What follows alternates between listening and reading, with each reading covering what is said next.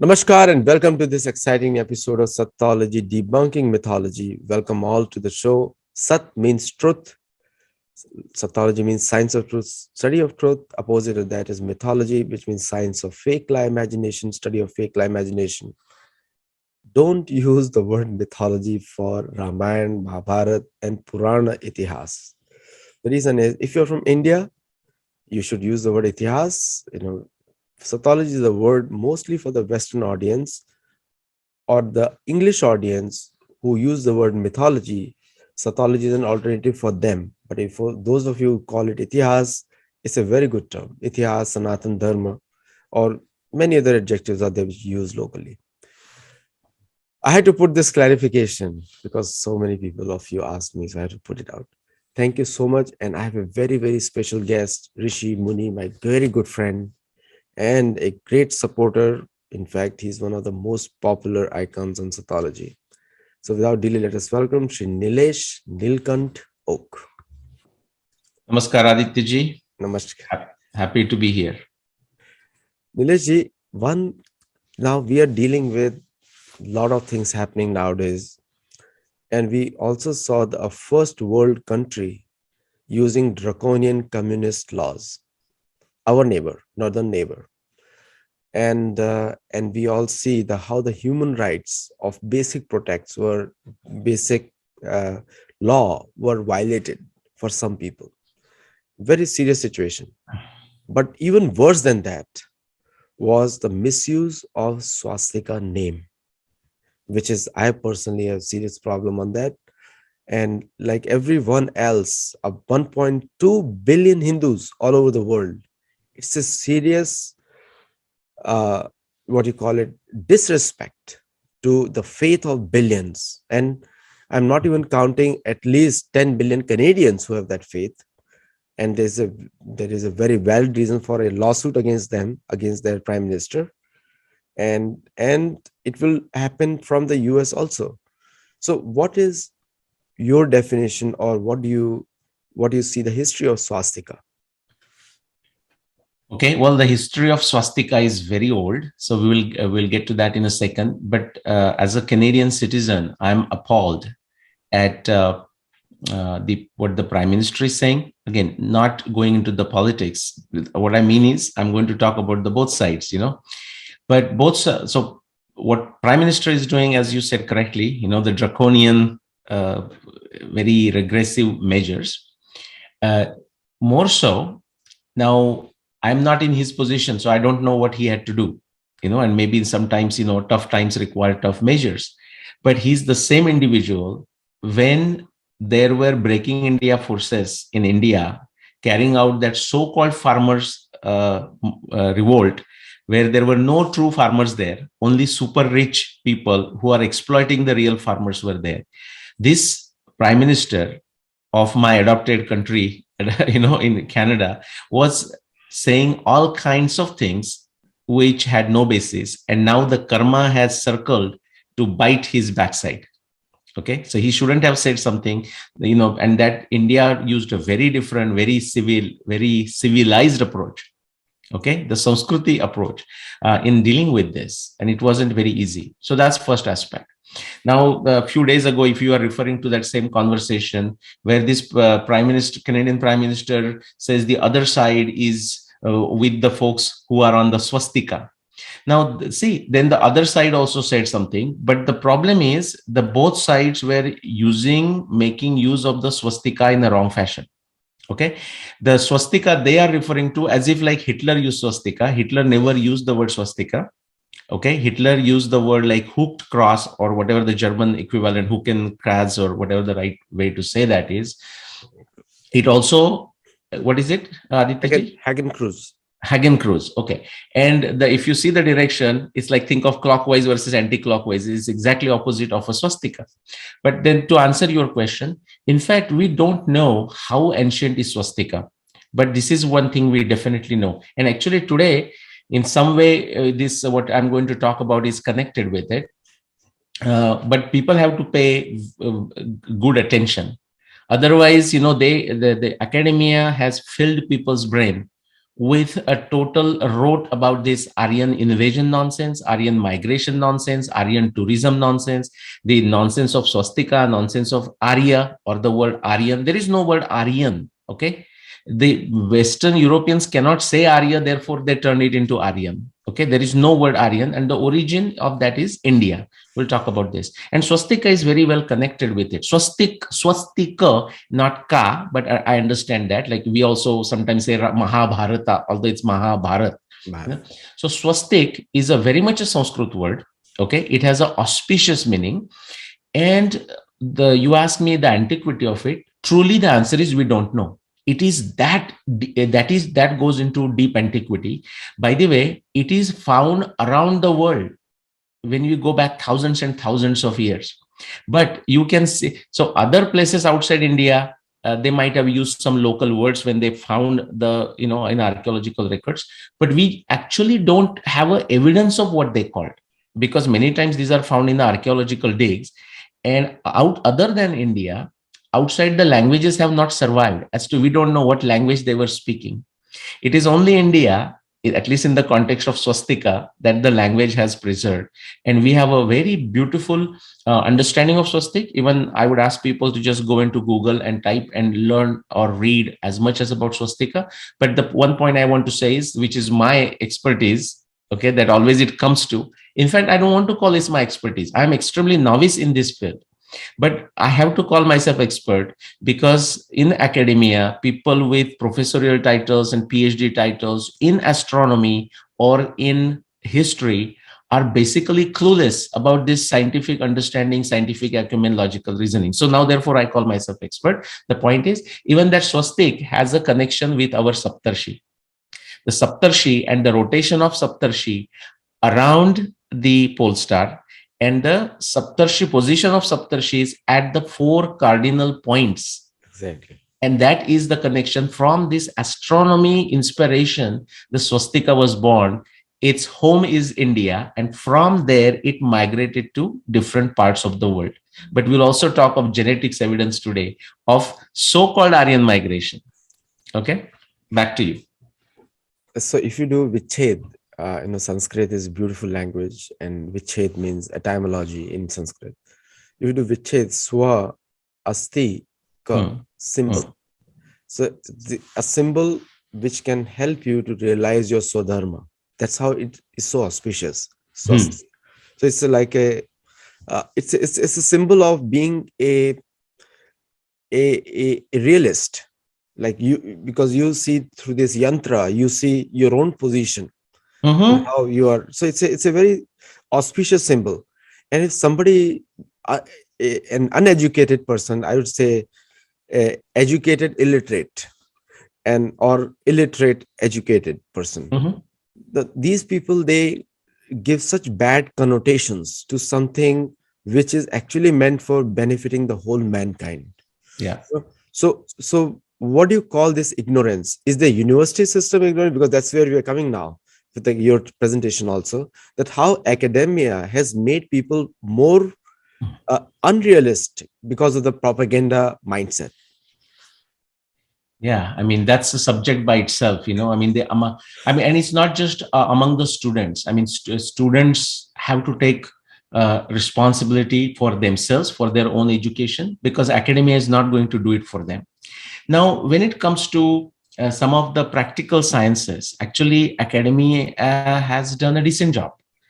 I mean, like the kind of discipline that I studied, the science, engineering, mathematics. Again, there are challenges, like Professor C.K. Raju refers to even the, what do you call, ideology, like a ism, like turning the even mathematics into ideology.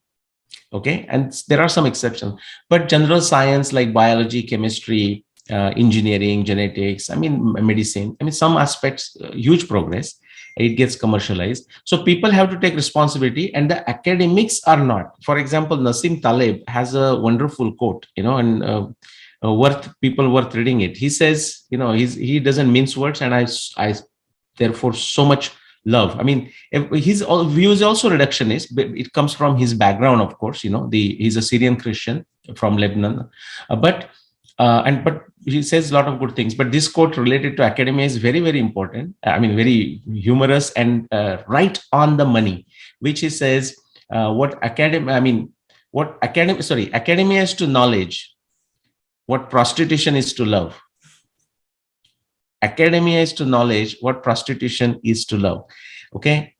For a novice, okay, on the surface, it looks the same. But for someone who is a good thinker, he knows the difference. Okay. Now, usually people come back and they argue. They says, but come on, you cannot say about all academics, right? So then he added a what you can call attachment, rejoinder, whatever you want to call it. He added to this quote. He says, well, the people say, but there are some academics, and of course there are. I mean, there are wonderful academics. I mean, I was so fortunate to know some great professors throughout my education and all the different universities I went to in India, in United States, here, and also in Canada. And I had certain great professors.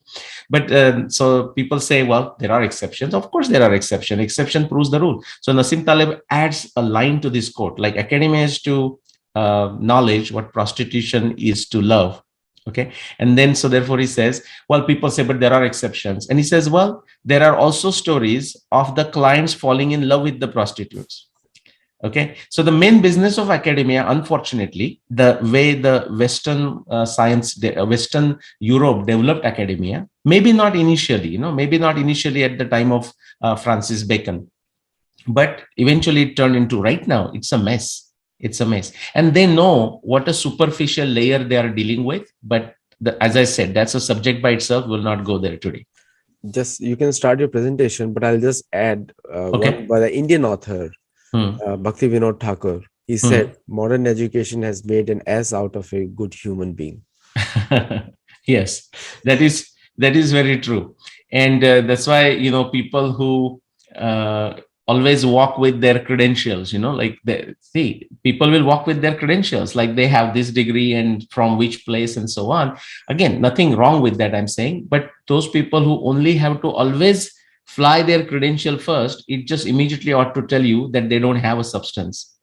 Okay. So the credential, they want the credential to act as a proxy for their otherwise lack of intelligence, intellect, and so on. So you will see that. That's why, like, universities also tend to advertise the different programs, the rankings, and all that goes with it. So this is me. I mean, my quick information about, as usual.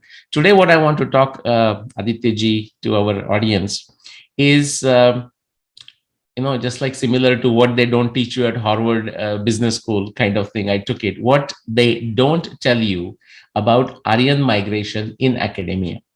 Now, if you want to understand Aryan migration, then you must understand the word Arya. Like we talked about, we started with a swastika, that wasn't necessarily related to this, but now it relates to it. So Hitler used the word Arya, like Aryans, do you know why? Because there was this extremely white supremacist movement groups. They were using Arya and word Aryan. And where did they get the word Aryan? They got it from India. No, ordinary people following that movement, they didn't even know that. But that word that they really became, the Western Europe become familiar not more than 400 years ago. We're talking of actually 1785, 1750s, and maybe sometime before that, but not much before that. So they, again, just like, they have done this with all the Indian sciences. They have tried, including Indian philosophy, Tattvajnana and Darshana. They have taken what is they think useful to them with their intellect, whatever that is, at that time, okay, and then throw away everything because they did not understand it. They have done with Surya Siddhanta, they have done with Arya Bhattiya, they have done with the Vedas, Mahabharata, Ramayana, Darshana Shastra, philosophy, Upanishad, everywhere they have done this. They did this with the words like Arya. Arya means noble. They just took that word and put it as a racial thing.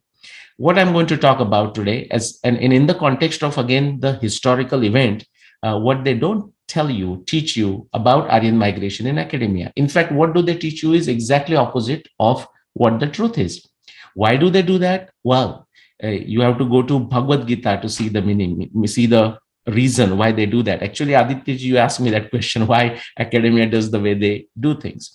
Again, we are generalizing, but if we say that it is a really a pathetic situation, agenda driven kind of research, I'm not just saying in North America or Europe. I mean, it's a pathetic and it's a disaster. I have attended conferences and I've seen it. Like say Oxford, I was there, and some other conferences, research proceedings I read. It's not even the research; it's an agenda-driven babble. But I will also tell you that the situation in India is not that different. There are pockets of brilliance, but they are just small pockets. For most part, they are churning the same nonsense, including, unfortunately, Aditya many of the pro-India folks. Okay, they are also churning the same nonsense, and many of the people who are kind of watching on the sidelines, they think these guys are experts and they need to tell us what's the final truth. It will not happen. As Bhagavad Gita, Krishna says, Uddharen Atmana Manam Natmanam Avasadayet. Everyone has to put their own intellect, do tapasya to understand for themselves. Otherwise, they will be taken on a ride. That is what has happened as related to Aryan migration in academia. So therefore, I say what they don't tell you, what they don't teach you about Aryan migration in academia. That's what we'll talk about. So the word Arya, Swastika, we started just as a coincidence. The word Arya is from the Indian civilization, the Vedic civilization, Hindu civilization. The word swastik is it's a Sanskrit word, for heaven's sake. And there is no older language than Sanskrit. Okay, now many pro-India researchers also are into this nonsense of linguistics, which is being created in last 300 plus years. And guess what? Even that nonsense could not be created until Western Europe became aware of Sanskrit, not just Sanskrit language, but the Sanskrit grammar through Panini and others. Until then, they could not even put the so-called science of linguistics in front. But again, that's not a subject today. And in that context, I'm going to talk about post-Mahabharata migrations, but also a misconception, Aditya that even the Indians have about who participated into the Mahabharata war. Okay, and I'll show you the map here. Now, by the numbers that we know, the Mahabharata war took place 7,500 years ago. In the Indian measure of that time, like just now we call, what are the different words used in military, Aditya Like battalions, and I don't know what other words are used, other than battalions, but there are these different groups of people and there will be a specific name to it. In Mahabharata times, they have called one bigger unit called Aukshahini. Okay, Aukshahini, again a Sanskrit word.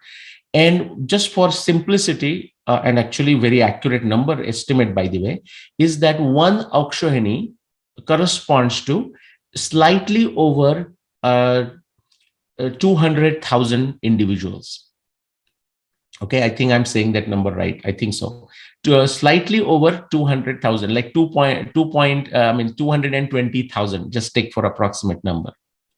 And Mahabharata war tells us, the Mahabharata text tells us that there were total of 18 of these units, Aukshahini, that fought during the war. And they were not evenly balanced on both sides. We'll look at that. Now, before we get into that discussion, keep in the back of your mind that actually we don't know a lot about our past, humanity's past, the past, whatever happened in the earth. Now, with sciences, with our ability to look at the evidence, all different kinds of evidence we find, ability to test it in different ways, we try to date these events, or we try to estimate. So the estimated world population, actually the estimate is so broad, like from 5 million to 20 million. And that tells you that how little we know of those times. And therefore, the Itihasa text, the history texts such as Mahabharata or Ramayana or Puranas, and of course, wherever text we find, say if we find in Egypt, unfortunately, the Mayan texts were burnt, so sad. We would have found so much information about Central America and South America, and we don't know how much was burnt everywhere else. But whatever has survived, those texts, like say Mahabharata, for example, is very useful. Because right now, if you want to know what was happening 7,500 years ago, in terms of the human dynamics, not just the dead archaeology, stagnant archaeology evidence. Archaeology evidence is also useful. We'll talk about that. Then there is nothing but Mahabharata.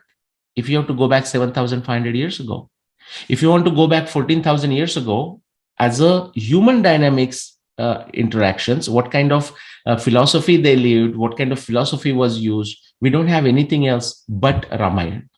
Now, archaeologically, we are lucky that when we go to the Ramayana times, actually, we have a wonderful evidence from Israel, the Mediterranean area, and we'll talk about that. Also from Japan.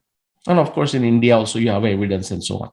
So, my point is one takeaway from here is that estimated 4 million people, men, exclusively men, died in the Mahabharata war. Just keep that number in mind. And as an estimated world population, and you can go and check this on Google, is of that time, 6 millennium BCE is 5 to 20 millions. I'm going to do this calculation with 20 millions, taking that highest number, okay? Because it's logically easy to understand also.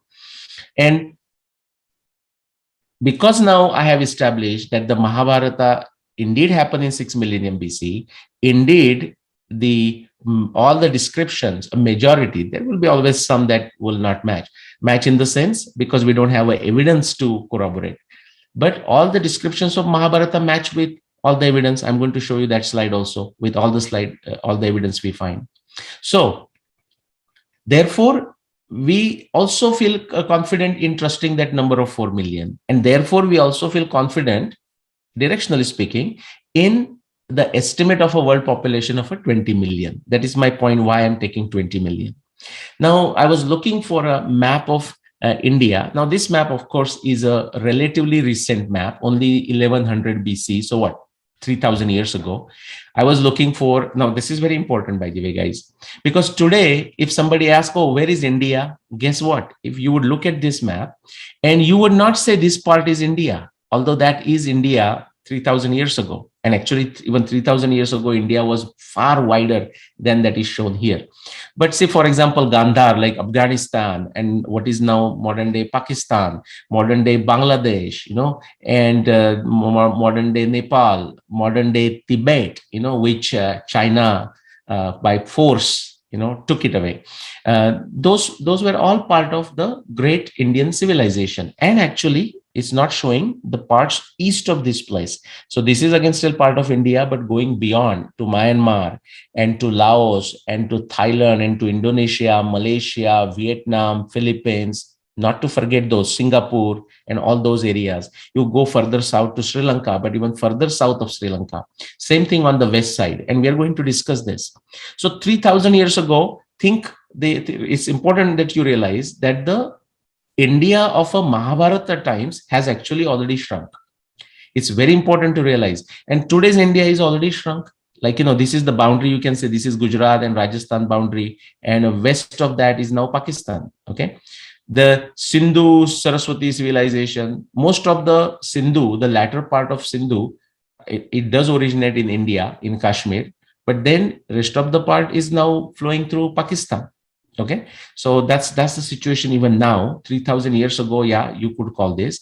But at the time of Mahabharata war, the situation is even broader in the sense what was considered a part of Indian civilization or different kingdoms that were connected, intimately connected with the Indian civilization or the Indian kingdoms were much farther. Okay, and I'm going to show you where they come from. But we have to go right from this central Haryana, Uttar Pradesh, Madhya Pradesh, Rajasthan area. In the east direction, we have to go all the way to this, Thailand and Indonesia and so on. To the south, we have to go to Sri Lanka and beyond that. To the west, we have to go all the way to, go through Afghanistan, the modern day Pakistan, but that's nothing. Go to Afghanistan, Iran, Iraq, Turkey, Syria, all the way to that Israel area. Okay, this is very important that we realize. Same thing on the north side. But let's look at the Pandava and Kaurava. So the Mahabharata war is between two cousin factions, you can say, of a certain family called Kurus and so on. Okay, Kauravas. Now, they both are Kauravas, by the way. but because the family kind of the fight happened within a extended family, we have to give a name to distinguish. So one we are calling Kaurava side, which is situated at the capital Hastinapur, and the Pandavas, okay, they are their cousin brothers. They were sent not far from there to now what we call modern day Delhi, to Indraprastha. There, that is where in that area, I mean, they established themselves. Not to tell you the Mahabharata story. In fact, the idea is that I'm giving you just some ideas so that you actually go to the original Mahabharata and start reading. Okay, with translation, fine. Be careful with translation. That is not always everything is correct. Okay, and now this is like we are reading that text that was written 7,500 years ago. So when people are copying it, sometimes the errors are introduced. This is a well-known thing around the world. Okay, even in happens in modern times. You can take book from well-established printing press and you'll find so many errors, and the next printing they try to correct, and they correct those and they create additional errors: transcription error, transliteration error, transposition errors, okay, translation errors, and so many things happen. So be aware of that. So Pandava side, there is 7 aukshahini, that the unit of military that I discussed, like about 220,000 soldiers. Of course, they have the horses, they have the chariots, they have the elephants. We are not counting that. Just the human beings that are part of that aukshahini and who are fighting. So Pandava side there were 7, and the Kaurava side there were 11. So it's a imbalanced. Okay. Now, what is important? Again, people who are familiar with Indian geography, they can relate to this. But this is very important to understand. What you will find, there was some mix up here. Like, they are, see, Kurus, the Hastinapur, they are kind of right here. Okay. Into Hastinapur. And just slightly south, the southern part of the Kuru, you can say, is where the Pandavas are. Slightly northern part, you can say, is the Kauravas are. But they have a hold over a significant part of the world with India as the center, and they are ruling them. And the other parties are, working with them. So when the war came, people, the kingdom, I mean, the royalties came from all different parts of the world with India as a center. I will tell you where they did not come from. Nobody came from South America. Nobody came from North America. Nobody came from Western Europe. Nobody came from Siberia, and nobody came from extreme East. But if you go from India and start in both direction, that many people came. Okay. It's interestingly, for some reason, what you see here, Uttara Madra, and there is a Uttara Kuru, just north of the Himalayas from the Indian context. These people were very much in connection with India. In fact, the Kurus, think of the word Kurus and Madras. There is a Uttara Kuru. The Kurus had a direct connection with the Uttara Kuru folks. In fact, after the war, Arjuna goes there to bring the wealth. However, for it appears that those people did not also fight, not in a significant number. Madras were there, Uttara Madras were there, but Uttara Kurus not significant. And if we get time, we'll talk about this. The point is, there are parties coming from both sides, but if we have to describe broadly, I would say think of this as a central area, some overmix. This is an interface, if you want to talk the interface dynamics. So what does that mean? This area, think of this highlighted here as an interface. Forget the timing. We are looking at 7,500 years ago, not this time. There were some kingdoms here which fought on the Pandava side, some on the Kaurava side. But as you go to the somewhat north, but predominantly the west, all the way to Turkey and Syria, okay, Iran, Iraq, and all that, Afghanistan and that area, majority of them fought on the Kaurava side. On the other hand, as you go to the south, okay, there are some exceptions, like Kalinga, they fought on the Kaurava side because the Kalinga princess is Duryodhana's wife, those people who know the Mahabharata characters. But for most part, I would say, as you go to the south, and of course, here is the Krishna and Satyaki. Now, one faction of that Krutavarma fought on the Kaurava side, but all others and majority of the folks from the south, all the way to Pandyas and Cholas and all that, they fought on the Pandava side. Now, some of our historians who have not studied or don't understand how to study antiquity, and they will go by the Western European accounts of last 200 years, even our so-called pro-India researchers, they hear the word Cholas and Pandyas and immediately they think these are only very recent. Why? Because when you go into genealogy, you don't find genealogies before that. Therefore, they think only the Cholas and Pandyas started there. No, the Cholas and Pandyas, these are very ancient kingdoms. Okay, they are there from the Mahabharata times, they are there from the Ramayana times, and they are there even before. It's very important. So, but as a summary, the predominant India, everyone in India is participating, but a significant portion to the west of India is also participating. Okay. And of course, there are people from the east too, like Indonesia and Thailand and that area, and the south, Sri Lanka, and further south, Maldives and all that area, Ravana's Lanka, not to confuse with the Sri Lanka and so on. Now, why is this important? I'm now going to fast forward by 7,500 years and bring you to 2015. In 2015, Monica Carmin and her group wrote a paper on genetics, not to make it technical. So what they looked at is they looked at the entire world data, okay? And look at the colors. The colors are there to designate the way we understand it today. So this is Africa. Okay, so that's like saying, hey, the samples, we took it from Africa, so to say. This yellow is like Europe. Okay, then think of these colors, whatever that orange or saffron type of color. Nice choice there. Okay, that is for the, think of it right from here. Again, always not the correct boundaries. Very funny how the genetics, some people will sometimes play a very duplicitous game. They will take samples from Pakistan, Afghanistan, and call it Central India. Sorry, Central Asia. Okay, with this Aryan invasion nonsense. But that's not a subject today. My point is there are data points could be from here, but anyways. So this is Pakistan now, Afghanistan, and we have Iran, Iraq. Okay, all the way to the Mediterranean here. Notice that Jordan, Syria, and also like a Turkey. Okay, so now remember those colors. Now this is predominantly India, the forest green color, and also remember this color for the eastern part of India in today's time, but that was very much Indian civilization, Indian kings there, Indian civilization, very vibrant civilization, people participated.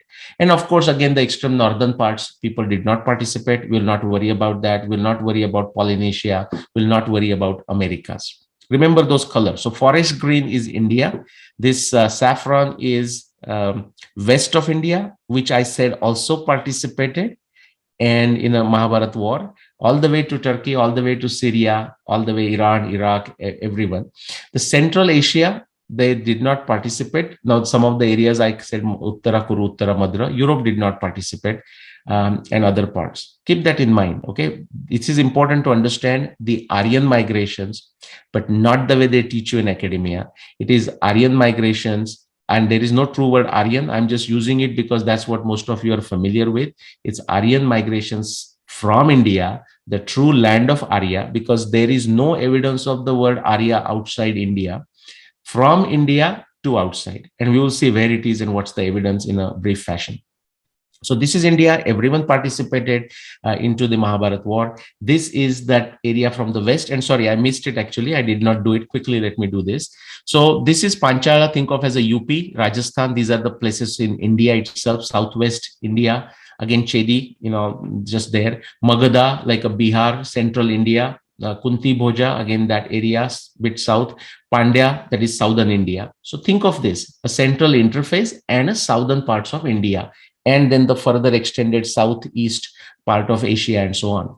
On the Kaurava side, Bhagadatta, we have done other shows. Bhagadatta is from Pragjotishpur, and the Pragjotishpur here is not the one that we refer to in Assam. It is referred in Puranas, possibly even in Mahabharata. But this Pragjotishpur is referring to western part. We see that in Ramayana, we see that in Mahabharata when Arjun goes in the northwest direction during the Rajasya Yajna.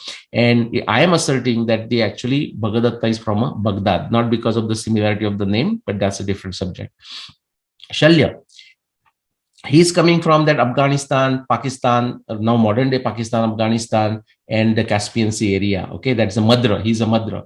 Neela, he's coming from MP, the interface region. Krutavarma is coming from Saurashtra, so that's the interface and bit southern region. Jayadratha is coming from what is modern day, think of it as the Sindh province of Pakistan. Okay. Which it appears that will become a separate country by itself. Jayadratha, again, sorry, Jayadratha I meant, from that northwest area. He's a Sindhu Naresh, okay, related to Sindhu Nadi. Sudakshana, okay, he's from Iran and that Aratta and that area.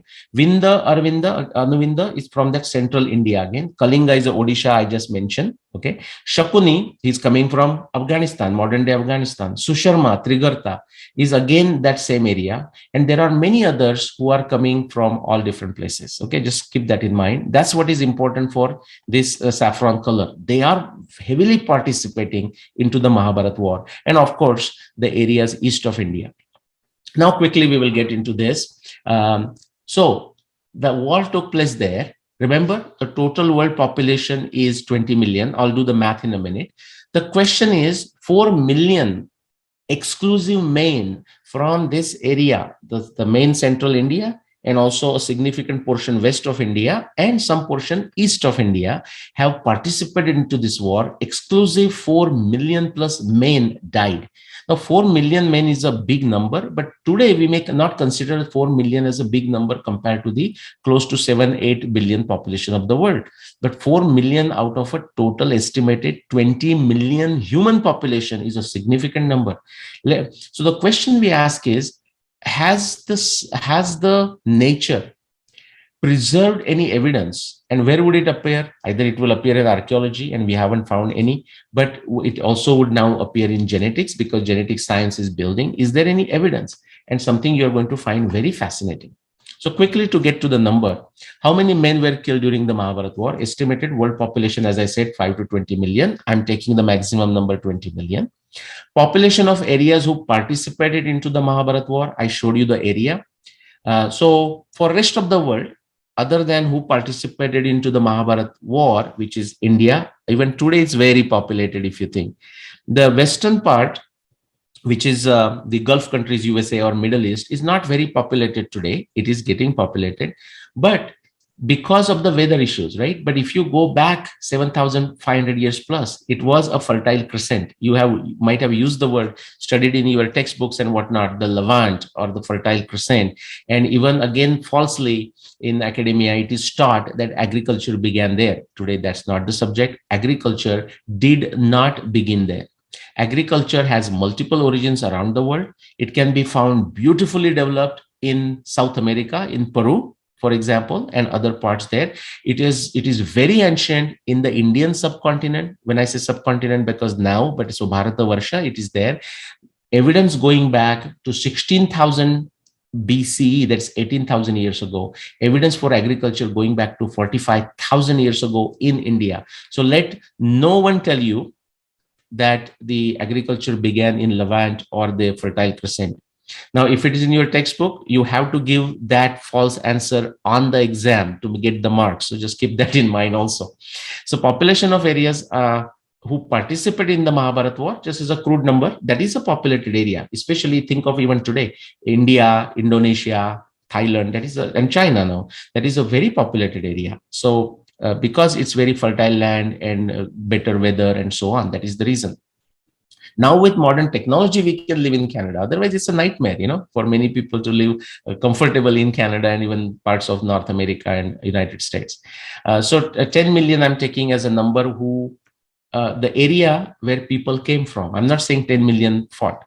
Now think of it. That 10 million, 50% of them, just a simple crude division, is a half of that, say, is a 5 million is a male population. Now, you start seeing the gravity or start seeing the enormous event or effect that this Mahabharata war was. Okay, it's a world war that we are not aware of. I mean, World War I, World War II might have more casualties, but as a percentage, it may look puny and trivial compared to what happened at the time of Mahabharata war, 7,500 years ago. Out of those 5 millions from that area, Maine, 4 million simply vanished. So what happens? If you think of just after Mahabharata war, the population estimate, just in terms of population I'm talking, the female to male ratio would look something like, again, we are doing crude calculation, 5:1. Okay? Because 1 million men have survived and 5 million women are there. Just think of that. Now, what do we find very fascinating? This is the paper of Monica Carmin from 2015, is that the genetic diversity among the female gene, okay, and if you do a comparison as a ratio, okay, now do not confuse this with the population. We're not talking number of male and female now. When I go to the next slide, the actual effect of Mahabharata war on the genetics can be studied. Okay, what is that? The genetic diversity among the female part of the DNA, like we call the X mitochondrial, okay, matrilineal. So I'm trying to keep the technical words away. So keeping it simple, female gene variety and stuff like that. To male gene variety, you know what the ratio is? 16 is to 1. 16 is to 1. But that by itself is not sufficient. Okay, because you'd say, okay, so that might have happened, but how are you just connecting with the Mahabharata or India or 7,500 years ago? Well, these are the graphs from her paper, and I deliberately cleaned it up to make it easier to understand. Still, they can be complicated if you are not into science, if you are not good in understanding how the science works, how the data is collected, how the data models are built. But I feel confident you'll still find it fascinating. So what it is, this first graph that is showing, the x-axis is the time and the y-axis is that female diversity, okay, the variation or the richness of female diversity in the gene divided by the richness or variation in the male diversity in the gene. Okay, so that's that ratio in the gene, in the genetics, the DNA is that what I'm talking. Okay, X chromosomes, Y chromosomes. Guess what? It goes through its own variation. Now, remember, this is a model building based on the available data. Okay, so don't go by the smooth curve, but what's important? So don't say like, oh, why it is climbing here and going here. No, the data points could be very rich data points here, many rich data points here, nothing in between. So they have to connect these, and somewhere they might have some data points. Okay, I'm not going to teach you how the models are built. Okay, that can take a lifetime or at least a decade, 10 years of total dedication is required to understand how the model building happens. And I know people who consider themselves experts in model building and still they don't understand models. I mean, that's something I do as a consulting practice for last 30 years. Okay, so on the y-axis, we have the female diversity in the genetics to male diversity in the genetics. That is what let's been tracked using the ancient DNA data, the modern DNA data, using the rules of the mutations. It's we'll not go into the technicalities. But what this paper is saying, three things, very important. He's saying there was a sudden, okay? So don't say, oh, well, it's not quite sudden. The foolish people who don't understand model building, they'll say, it's not sudden, it's going smooth. No, nonsense. You don't understand anything. Don't say anything about something that you don't understand, okay? Just take it on a shraddha or forget this subject. It's not for you. This is model building. Suddenly there is a huge change in the female to male ratio. How much? 16 is to 1. Where do you see that 16? Here. This is this NF, N female versus NM, that female diversity in the genetics versus male diversity. And what you are seeing here is this has gone up. I mean, so don't say up, like suddenly here, otherwise it's here in this range. But suddenly it has gone to 16 is to 1. Now I'm going to give you another crude comparison. Think of this, or more or less, other than this exceptional event, where is this average like sort of staying, whatever that baseline they used, is like 4. Now 4 times 4 is 16. Okay, think of this as another crude way. Now remember the ratio that I told you after the Mahabharata war that has survived is 5 is to 1. This is not to be taken literally, but 5 is to 1. So think of that as a close to 4 is to 1. And that's exactly what in a way you are saying. Otherwise, the variation can be measured here as a 4. This is like a control variation or a baseline variation. And suddenly now you are saying 4 times that. How fascinating. Okay, 4 times 4, that's 16. Now, so that's just one thing. So something suddenly happened. We have not talked about the time yet. And that time, the female to male balance in terms of the genetic variation totally got skewed. And what is the measurement is a 16 is to 1. I'm saying 16 is to 1, but you can, because the average otherwise before this event is like around 4, you can take it as a 16 is to 4, which is what? 4 is to 1. Okay, very fascinating, which matches with 5 is to 1 there. Now the next question, two questions we need to ask. Fine, but yeah, I mean, it's happening in the world. I mean, is Monica Carmen talking of just India? No, no, she's talking of the world data. So why am I saying it's the epicenter is India? Guess what? I'm not saying it. The paper acknowledges that the epicenter for this skewing up in this diversity of female to male genetics was India. Okay. And I'll go to the third question and come back to second. And when did this happen? This happened, guys, 7,500 years ago. So on this axis here from zero, which is our time, we are going backwards. This is 10,000 years ago, 20,000 years ago, 30,000 years ago, and so on. This number and this line you can move here and there, but the bottom line is that's at 7,500 years ago. You can read the paper to figure that out also. Of course, it will be given as a range. Now the middle point, how the epicenter is India, and what does that mean? Look at these different curves. We saw the different colors on the previous maps. Those same colors are used. South Asia, again, a misnomer. They are referring to India. They say in India, but they are calling it South Asia. Again, I'm not blaming the researchers of this group, but that is the nonsense created by the Humanities Department, South Asian Studies Department of North America, also Europe, and unfortunately, Indian universities. They have to give up that word. They have to call India or Bharat, not South Asia. That's wrong. That is just to make Pakistan is comfortable, as if. Okay. All right. Here, how the epicenter is India. Look at the color for India, the forest green. This from a reference point, this is a control group you can consider. From a reference point, the first one to go down and go down deep and almost go down to the deepest is India. Okay, think of this as a male variation going down, the relative any, they're calling this, the male variation going down. Okay, that's an easy way to understand. The first is India. Now, do you know what is second? Look at this Near East. Do you know what that means? Iran, Afghanistan, Iraq, Turkey, Syria, that area. Okay, that is the next one. And just for third, I will stop there. The third one is Southeast Asia. Do you know what that area is? The area just east of India. So we are talking of Bangladesh, Myanmar, Laos, and Thailand, and Indonesia, and Malaysia, and that area, and Cambodia, and Vietnam. If you go back to their names, you'll find they're all Indian names, by the way. Okay, Vietnam is what is the now we call. Okay, and the Indian kings were there, the temples are there, and all that. The point is, they also participated, not maybe as much as number as the people from India itself, the mainland India, and people from the Near East. But guess what? The first one, the most deepest that are affected, and then I could have gone more and more, I will not go there for now, is India. So this skewing of female to male genetic variation, 16:1 or 4:1, similar to what actually the Mahabharata text is corroborating, happened 7,500 years ago. This is paper from guys 2015 saying that kind of variation, 4:1 or 16:1, depending on how you want to read that. If you ignore control group, it's 16:1. If you take control group, it is 4:1. Okay. And which matches with what the Mahabharata is saying, by the way, the ratio, the kind of ratio that is happening there. Okay. So when is it happening? 7,500 years ago. And where is the epicenter, like an earthquake epicenter? India. Okay. And then the next one is the Near East.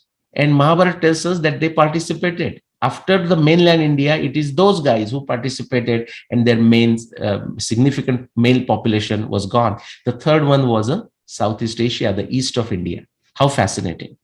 Now what happened is the Mahabharata war was over and something else started. This is geological phenomenon, and I'll stop Aditya ji in like next 2-3 minutes.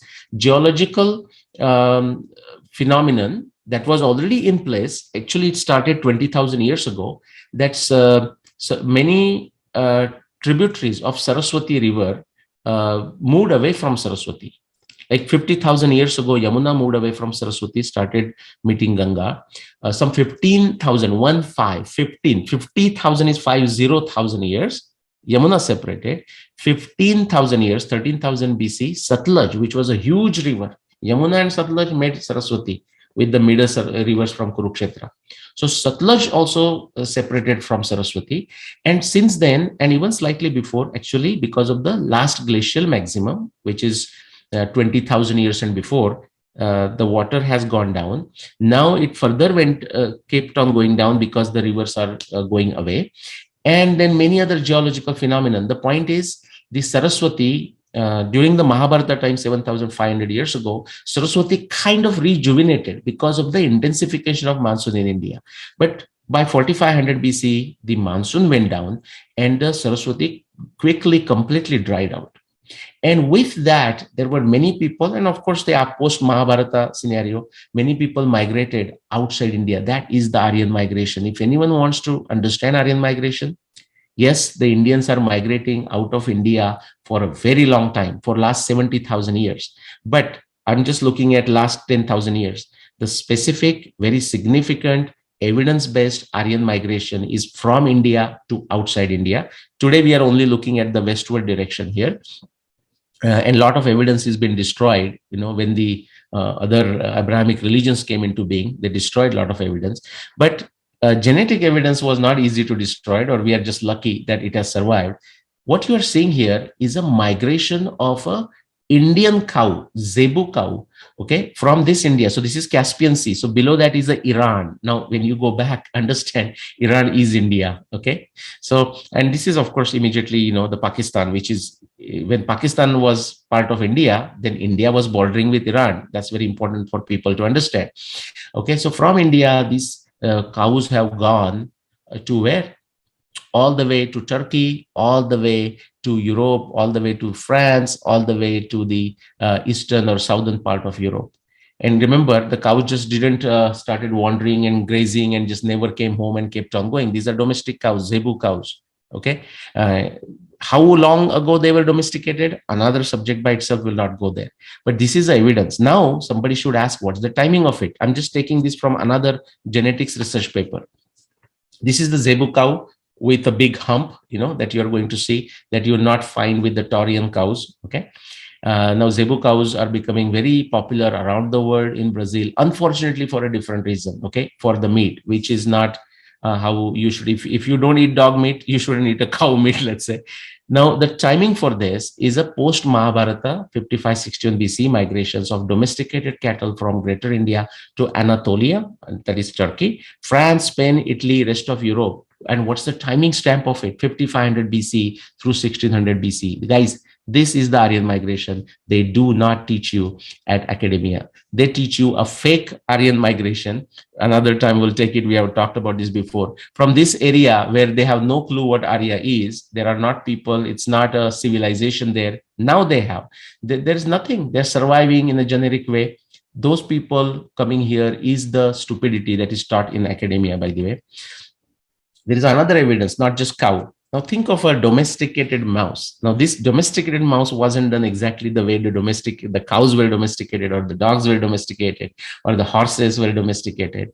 But this rattus, the wild mouse or wild rat, turned into a domesticated, in the sense it always lived in the around human habitations, survived on the grains and the food thrown by human beings, or the food stored by human beings. And that's how it became the domesticated variety. This is a Bonhomie paper from 2007. Look what that picture, just the picture is worth 1,000 words. What is it saying? There are many different varieties, but think of like 3 or 4 distinct varieties of domesticated mouse, domestic mouse variety. And where is their epicenter, their origin of domestication? The domesticated mouse is very neatly, tightly, intimately connected with agriculture, guys. It originated there in the northern India, and it migrated to all parts of the world from there. And what is the timeline of it? Well, you can actually go beyond 10,000 years, but I'm just saying last 10,000 years, 12,000, 14,000 years, Ramayana times, very solid evidence. And we have evidence of agriculture in Israel called Natufian culture. Okay, very sophisticated agriculture-based society in Mediterranean 14,000 years ago, contemporary to Ramayana. Same thing with the Hamon culture in Japan. Again, that's not the subject. But the migrations and the commerce business was happening for a very long time. But the point is that the domestic mouse went from India, just like the zebu cow. And of course, they didn't go by themselves. They went with the human beings, the Aryan migration from India to outside. If you want to know more about this historical event which started the Aryan migration out of India to different parts of the world. You definitely need to get hold of these books. If you are outside India on Amazon, when did the Mahabharata war happen? That's 5561 BCE. And after reading this 300 plus evidence, if you're not convinced, you can go to Bhishma Nirvana and get additional 100 plus evidence to be convinced about it. Of course, whether you get convinced or not depends on your intellect, your ability, scientific acumen, logical reasoning, your background knowledge, and so on. Then the historic Rama that takes you to 14,000 years ago, that also connects very nicely with the agriculture spread. Okay, the Natufian culture or a Hamon culture. India, I already told you, 16,000 BC plus agriculture. And it also tells you many other aspects that the civilizations of the Near East that I talked about, this is not only from 7,500 years ago. Actually, you can see Sugriva describes the civilization and who is there 14,000 years ago. But that's for another day. And if you are in India, then you can buy these books, different covers, exactly same content from Subbu Publications. And with that, Aditya I'm going to stop. If you have time, we can discuss something or we can wind up. What an amazing presentation, Nilesh. What an amazing. One of the things which you said about the Aryan is so important because Iran, the word is originating from the word Aryan. And all Iranians know that. All Iranians know that. So, but they have a problem in admitting that they were Hindus before. Yeah. And how the Zoroastrian culture was intrinsically connected, was part of Sanatan Dharma, Hinduism. And the hatred of that word. In fact, most of the Americans who are watching, I must tell you, Caucasian is North Iranian. Yeah. I ask that question humorously all the time. I said, okay, so Caucasian race, where is Caucasus? And they say, is it in Alps? I said, no, it's very much the Caspian, around Caspian there. So all the Europeans and Americans should know that they were Hindus before, and why they are so shy of admitting it. Yeah. And Aditya, do you know why this has a racial connotations, like how the theory was built, why they say white people of Europe or the person who built that were called Caucasians? Do you know why? No. The person, he was of a German origin who created this racial theory based on, again, the Bible, some of the things like, the 4 sons of Abraham or whatever, the one went there. The theory was, which many people still in their dogmatic mind do believe, many people have discarded it because it's only a theory. But anyways, so the Garden of Eden, the Adam and Eve, that was the purest thing. And from there, as you go away, it gets impure and impure. Okay. So now everyone was searching for Garden of Eden. And this guy, he made a thing. So see, the Garden of Eden, the central place must be close to perfect, even if it's there. And so when he was traveling, this German guy, and when he went to Iran, that area, and he found the ladies there. So the Iranian girls should feel very good about it. This is well known, very beautiful. He said, that's perfection, the perfection and the beauty perfection. So he said, this must be the Garden of Eden. And from there, it went down. Now, in his racial theory perspective, the most perfect people, or the close to perfect to the original, is white people. So therefore, he said the Caucasians, that's why the Caucasians is called, they are there. And as you go away from it, people get inferior and inferior. I mean, that is now, many people in their minds have not discarded, but at least as a politically correct thing, many people no one will try to agree with it. But that's where the word Caucasus come from, because Caucasian mountain, that area where he found these beautiful ladies, which is the country called Georgia and some of those area. And again, if you go there, you'll notice that Iran and Georgia, very, very beautiful features and so on. Very fair. Well, the beauty is not in the color, but the beauty is in your soul. True. But we are talking external beauty there, let's say, and in a relative beauty, Mahabharata also. Mahabharata, the description is Arjun meets very beautiful people when he goes there. And so he says that they may have descended from Devaloka. He says that. Absolutely. And so it's, you're totally right, because we have, we sometimes, like you said in the last show, pratyaksha. You see from the eyes is the reality for you at that moment. It takes time to understand the beauty of Atma. Atma. It takes time, because that's why Krishna says in Bhagavad Gita, Vyakti Mapannam. It's easy to appreciate a Vyakti than Hmm. to appreciate a Brahman, Yeah, because that's the whole science behind Archa Vigraha Puja. yeah. You can That see that is the how Bollywood fools people. Bollywood fools Indians, with the makeup and a mask and a dress and a dance. no, it's a plagiarized industries. Like they take I'm so shocked that every time I see a hit movie, it is a copy of one Western movie. It's no indigenous content. And now the last point which I'll say, the you mentioned about the Aryan migration, and what a beautiful presentation, Nilesh. Always Thank impressed. you. Though, so one thing I want to tell the audience: admitting that you don't know something is the beginning of knowledge. Number one. And for me and Nilesh ji, it's always a learning experience. I learned so much from him, and this is how it goes on. So you don't become great by claiming that you know everything. You just be realistic. Now the point which I wanted to say was the social justice narrative in the Hmm. academia, Hmm. especially in the American universities, Hmm. is affecting the whole world right now badly. Yeah. In India, we again say copycat civilization. I don't want to offend a lot of them, because I am also from there, and I don't copy anybody, including the word Satology is new, so you can Yeah. just gauge by it. So Yeah. the point is, like, this social justice narrative, which is claiming all these crazy ideas which have no scientific basis, and the political leaders are blindly following it. It's like the blind following a blind.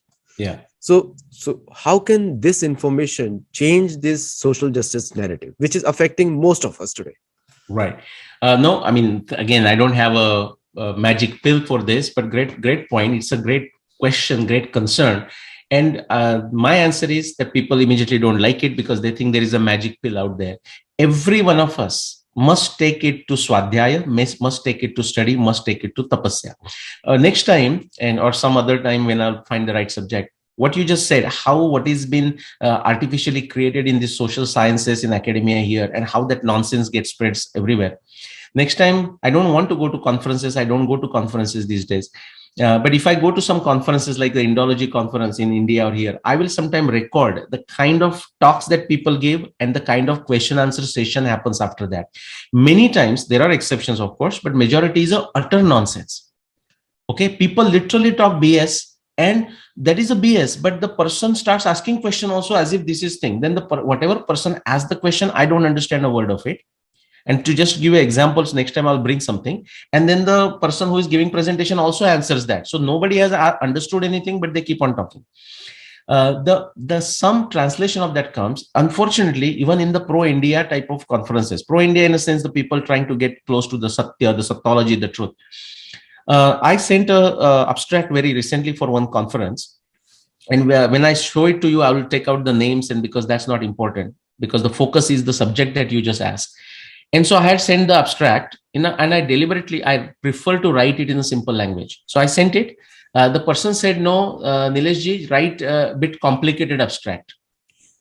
Okay, academic, write it academically." So I said, "Can you send me one example of it?" And the person was kind enough that he sent me one example. I have that example. And so humorously, I rewrote my abstract to that and I sent it. And now person said, yeah, this looks good. I will read the sample that that person sent. I will read my original abstract. Then I will read the sample that the person sent and the rewritten abstract that I wrote. And I was actually humoring myself and humoring the individual. They will deliberately use very crazy words, crazy language, crazy grammar, crazy words, which nobody truly understands, and create. And it's a superficial mask of some intellectualism. There is a ism in it. So that's long answer, but that's my comment. Yeah, the simple is deep. Like if you read Bhagavad Gita, it's a very simple written, but the deepest information of the Veda is in Bhagavad Gita. And some people, they look for complexity because we have been taught that the more difficult the formula shows how intelligent you are. But Right. but in the corporate life, you're in the corporate life. I was in the corporate life. you have to present, even if you're presenting to your CEO, this is a tip I'm giving all of you, present in such a way that a 5 or 6 year old can understand. Absolutely. Absolutely. Use the word frequency, how frequently we should meet, or what should be the rhythm, something like this. The corporate world will also, the consultants will use the word cadence. What's the cadence? Let's understand cadence. What, guys, just speak like human beings. Speak like human beings. So, and it's the beauty that so one of the comments which I got for you and me, that we try to simplify everything. Believe me, everything is simple. You are making it complex. Not the Vyasdev is not making complex. Neither Valmiki is making it complex. They're in Correct. fact simplifying it for you. Yeah. So what if you can understand in your common language, that's more than enough. Sometimes you may not remember shloka. I keep forgetting. It's Kali Yuga memory. You keep forgetting, but put it simple meaning in your own words. That's enough. Yeah. So Yeah. thank you, Nilesh ji. What a wonderful presentation, and thank you for all the viewers for watching. Do comment. That is the main thing we're looking for. Comment and let us know your feedback. Namaste. Namaskar.